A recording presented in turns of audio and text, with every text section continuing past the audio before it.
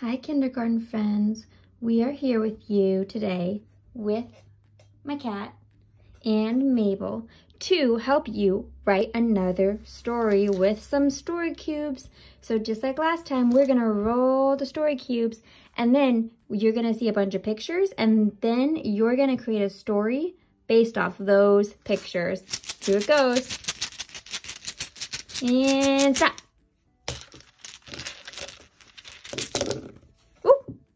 One fell on the ground. Let me get it. Have to re-roll this one. Oh, okay, let's see what we got. Here's what your story's gonna be about. You've got to decide what you think that picture is and then write a story about it. You could write one sentence for each picture or you could write a bunch of sentences for a picture. Ooh, I already am starting to think about what I would write about. Have fun writing.